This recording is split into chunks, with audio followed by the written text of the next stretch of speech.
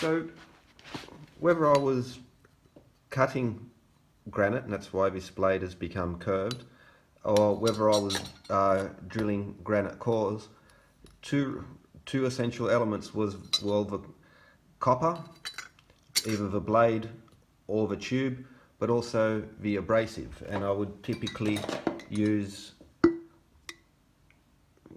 aluminium oxide. Now I would source that from either a masonry disc or just by getting aluminium oxide sandpaper. Aluminium oxide is corundum, an ancient abrasive, and then burning it off. But either way, I was left with a slurry, this mud. You know, you could just think as a waste product. However, even in papers such as Dennis Stocks or the Scientists Against Smith, they talk about the loss of copper, and the tube does wear down and the blade does wear out. But the thing is, you don't lose the copper. It's actually still there. And not only that, the expensive abrasive, now you can use sand or quartz, but the best abrasive, well, modern would be diamond, but in the ancient times they had corundum or aluminium oxide, or emery, as in emery paper and emery boards. But this slurry has the remnants of this copper, and it also has good abrasive left over. And so what you can then do is pan it out. So you put it there in your pan, and you just, you know, like the gold miners getting alluvial gold, and what you're left with is copper, and you're also left with good abrasive, this sometimes they call black sand, but the corundum, which ancient Egyptians, Romans and Indians were using it as well. And so you don't lose the copper, you still have it, and copper is money still now, but also there's a value in this abrasive. So this slurry, this mud that you might think, you know, it has value, and that's a couple of ways that ancient builders and stoneworkers could have got into graft, into corruption, because still now, as in, you know, seen recently in The Sopranos, but just good old-fashioned mafia, labour rackets, building site rackets. It's just a lot of money and a lot of opportunity there for corruption. So let's have a look at ancient building scams. Years back, I used to work for a major, now international building supply company. Let's just call them Lorab. And because of the job I was doing, I was frequently dealing with the delivery drivers, the plant where they were making the masonry blocks, the yard, and also the managers in the accounting office. And it was basically a mafia where they were running it. So what would happen was masonry blocks would be produced. They would go to the lab for testing. They would fail, and then they would put them into the crushing machine to on-sell it in, you know, for road base and that type of material. But what happens was that a lot of good blocks failed the testing in the lab, and they were allegedly went to the crushing machine. There was very little accountability, and then they would find their way onto certain people in the yard, with certain delivery drivers these blocks would then find their way onto construction sites. And yeah, that particular time, you know, I knew there were little scams running around in the places that I worked, but the scale of this particular mafia that was operating in Lorab, let's just call it, really opened my eyes to the naivety I had in regards to the way things operate. But that brings me to ancient building site scams, and, you know, like Thoth, the god of architects, you know, he just let me wet my beak, and how much opportunity there is for corruptions and scams on building sites, and not just the ancient, not just modern times.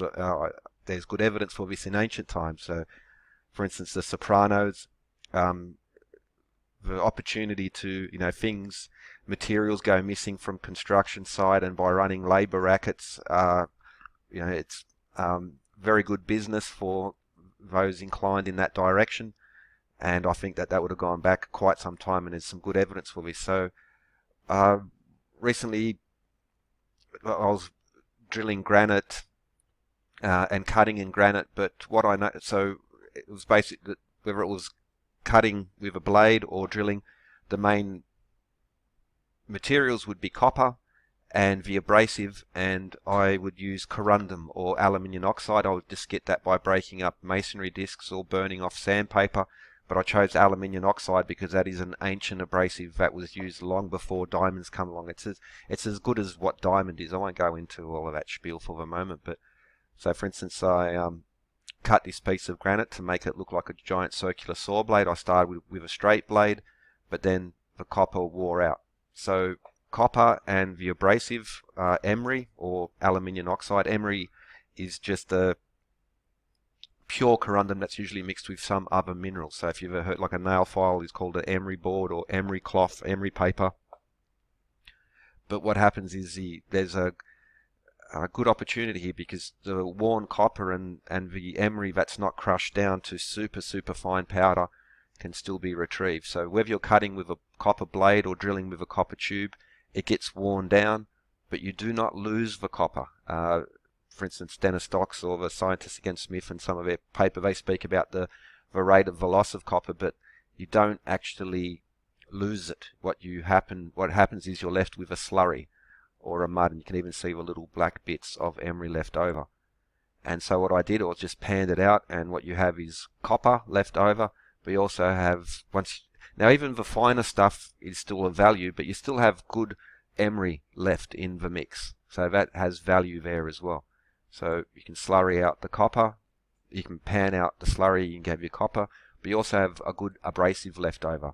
And still now, one of the best abrasives, you still get aluminium oxide discs and sandpaper or emery boards, aluminium oxide or corundum, still now, but it was used in ancient times. Now corundum itself, it's crystalline form of aluminium oxide, and there's like a corundum piece now. It's just corundum, aluminium oxide or alumina, and corundum has gem varieties, ruby and sapphire. So there's just some like pure, corundum. But even the word corundum is derived from the Tamil Dravidian, to say Indian, corundam, which translates to ruby sapphire. And this material corundum can be used to polish rubies, sapphires, beryl, topaz, and other precious, semi-precious stones that were traded in the ancient time. Now, because of corundum's hardness, pure corundum is 9 on the Mohs scale, diamond is 10, silicon carbide and tungsten are 9.5. So corundum is a awesome, really good abrasive to use, still like used in sandpaper, large tools. Emery is a mix of corundum with some other substances. It is less abrasive with an average of Mohs hardness of 8. Well, it actually still is 9 because the corundum inside the emery is 9, but there is some other lesser material. So you could, average it, but even emery is still 9 on Mohs scale. Now, for instance, when I don't have a corundum mine nearby, so when I was cutting and drilling, I would just get sandpaper, and I made sure that it was sandpaper with aluminium oxide, which is corundum. It's also synthesized now, but there are still mines where you get natural corundum. Or I would break up a masonry disc such as this, and again I always made sure that I was using aluminium oxide. But an abrasive, corundum, alumina, it's so many uses in stonework. And it's still mined now, Zimbabwe, Pakistan, Afghanistan, Russia, Sri Lanka and India.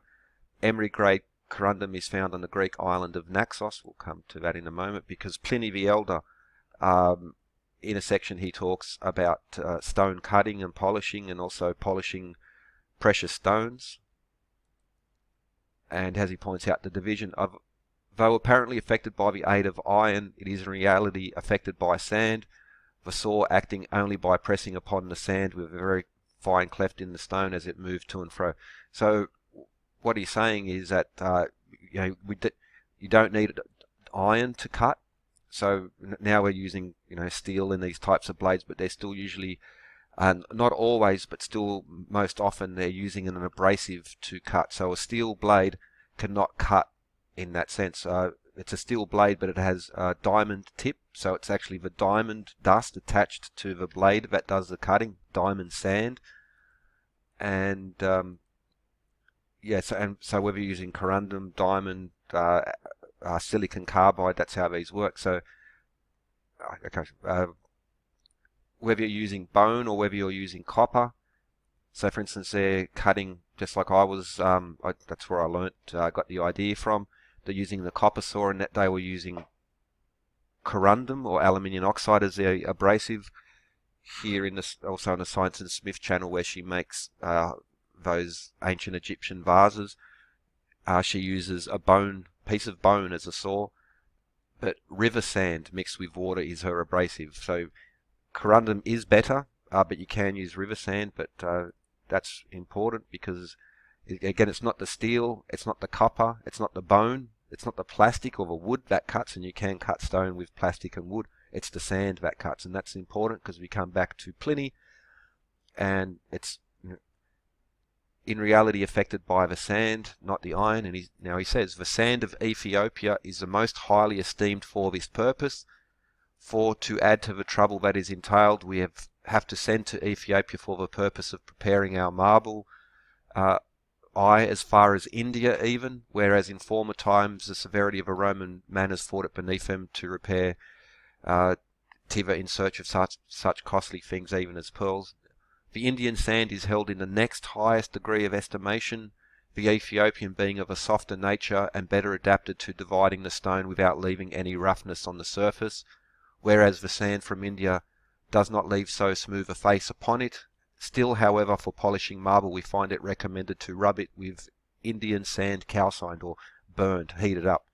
The sand of Naxos is the same defect, and also that from Coptos, generally known as Egyptian sand, and also he points out for polishing marble statues, as also for cutting and giving a polish to precious stones, a preference was long given to the stone of Naxos. Mentions touchstone there, but he's talking, as we'll see in a moment, the emery grade Isle of Naxos, or Naxian stone, but also emery or corundum still being mined and sourced as an abrasive for use. Now, he mentions cutting marble, but as it cuts granite just great as well. So we have the Roman world. Actually, the Roman Empire is like really the Mediterranean Empire. But the point is, we have Naxos being one of the places to get emery, Coptos and Wadi Hafafit is a Egyptian mine where they can get corundum.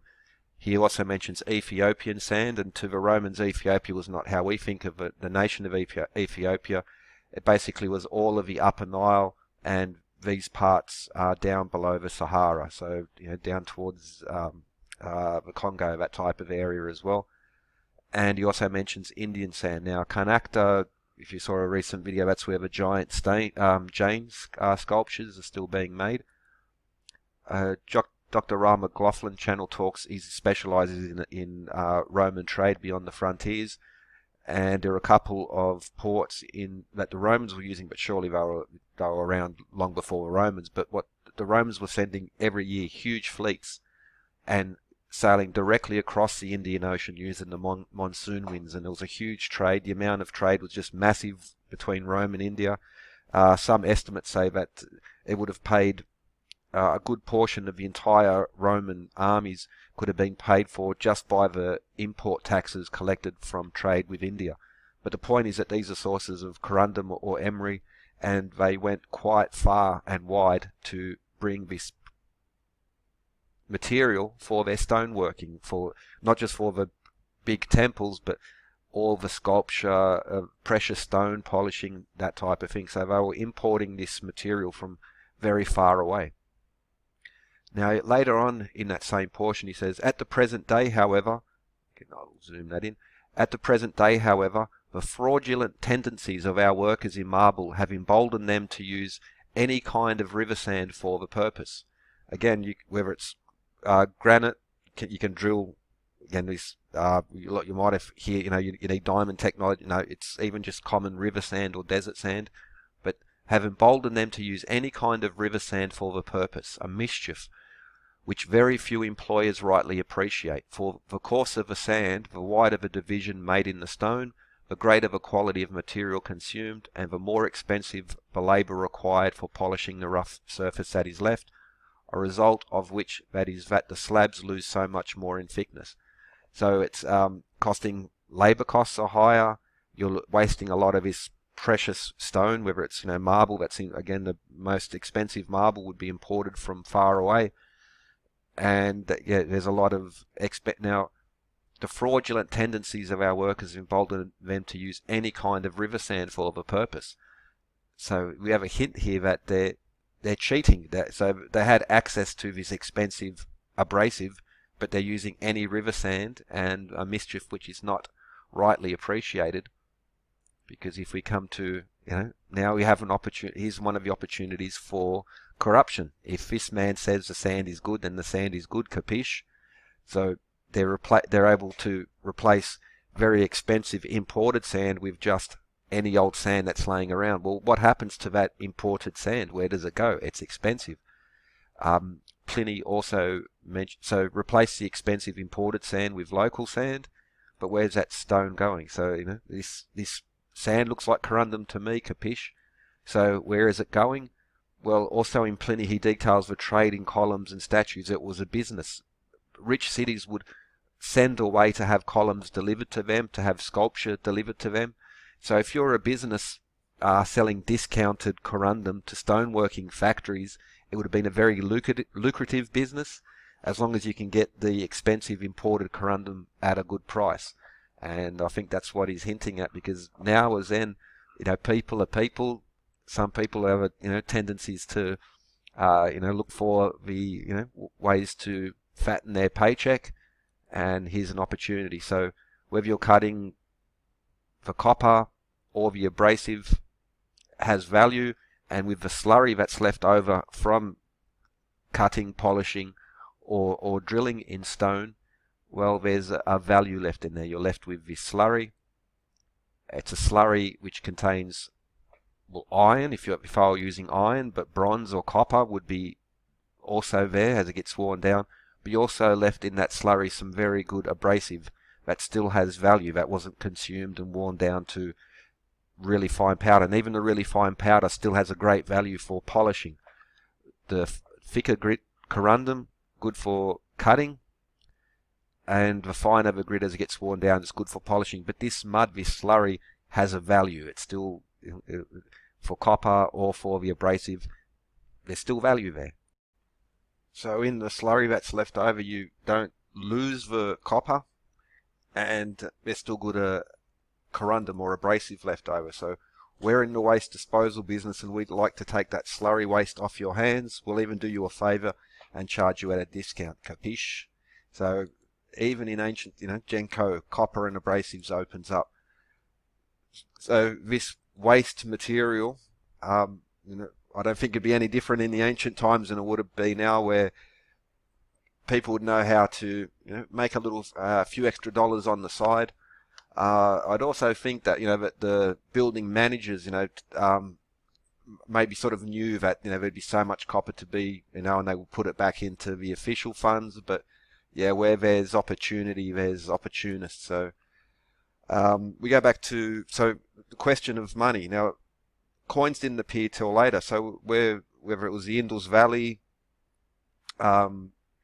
Sumer, or Old Kingdom Egypt, how were they doing their business and trade? Now we see in market scenes that people were trading, they were doing, and we get hints at how they were doing it, and we even find old pan scales. So Old and Middle Kingdom weren't using coins.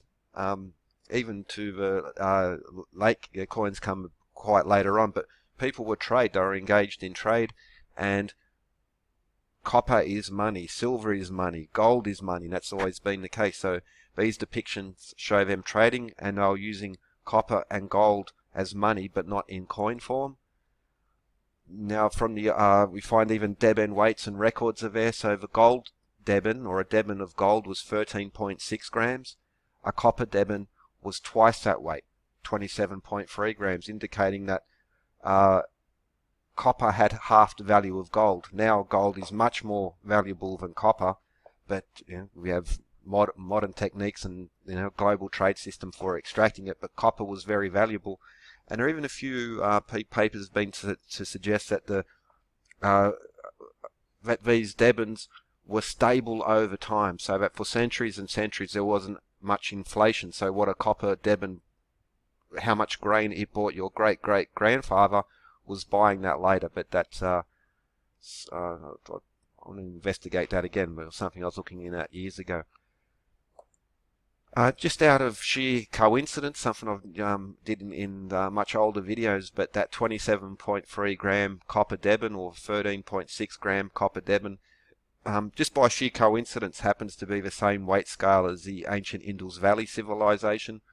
It also came to be the ounce in Greece and in Rome, and still now 27.3 grams is used, but that's just a slight diversion.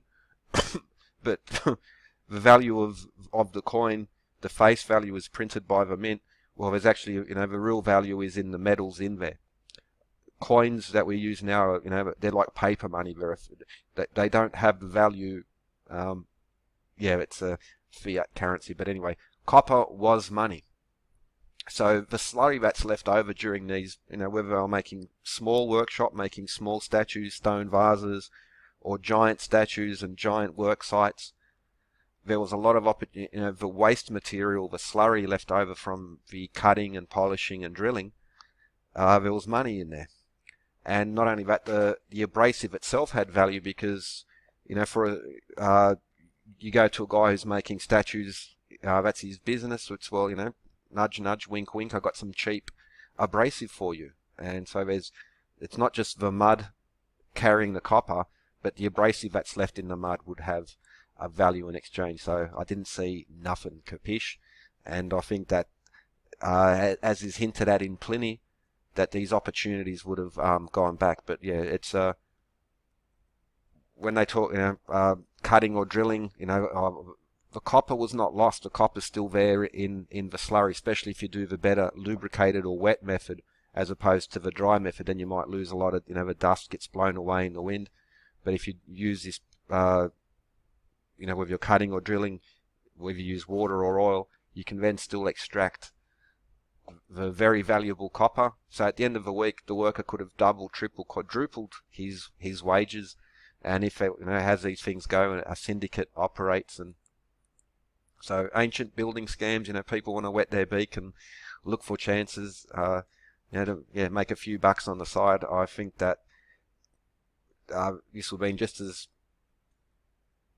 likely in the very deep past as, not just in the era of Pliny.